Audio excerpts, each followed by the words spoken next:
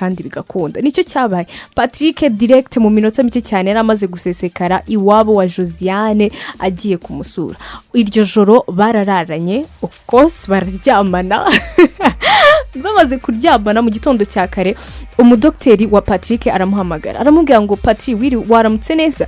Ese ku ibisubizo by'amaraso yawe byasohotse waje ukabireba. Ko kundi rero abasore bitabira kuri speaker, urumva nawe yari yamaze kumushyira kuri speaker ku buryo Josiane ibintu byose bari kuvugana yari ari kubyumva. Ikintu cyakurikiyeho rero Patrick yahise abwira dokteri, aramubwira Dr. Hagiye rwose ntabwo nshaka kwirirwa nzaho ngaho ku bitaro, uri kumva kwa muganga mbwira ibisubizo byavuye mu maraso ni ibihe. Urumva already telefone yari iri on speaker. Dokteri rero yanze guhatiriza, aramubwira ati Patrick ndashaka kukubwira ko urwaye sida.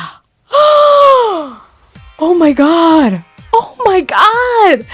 Umva ako kanya Josiane yise akubitwa n'inkuba, amera nk'ubaye paralize, aravuga ati mana nyagasani, narindi kugerageza kwihorera kuri boyfriend wanjye, ndyamana n'umusore urwaye sida, none ubaka kanya ndwaye sida. Josiane yise yirukana Patrick mu nzu ye, aramubwira ati mvira mu nzu, sohoka aka kanya. Biramucanga, birangira hamagaye sheriwe James, aramubwira ati ngwino mu rugo ndagushaka aka kanya. Akihagera bya bindi by'abasore nyine, hari abasore baba ari abana beza, abasore n'abana beza.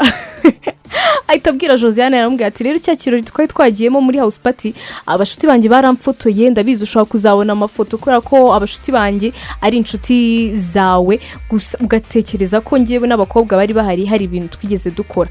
Abwiza kuri Josiane, aramubwira ati rwose nta kintu ngiye nabo bakobwa twigeze dukora, nunabona amafoto ntibizagutungure. Yes we. Josiane yise akubitwa n'inkuba, aravuga ati mwoka byaramwe, naciye inyuma boyfriend wanjye atarigeze na rimwe anca inyuma, noneho sino kumuca inyuma bisanzwe, aka kanya nanduriyemo sida. Ibaze nawe ari wowe uri muri iyo situation, shiri wawe ntiyigeze guca inyuma ariko baraguteranyije, biba ngombwa ko urakazwa n'ubuntu bw'ubusa, uragiye umuciye inyuma noneho ku musore urwaye sida, noneho aka kanya nawe urayirwaye. Uratekereza se ubwo bukwe bwarabaye cyangwa ntago bwabaye?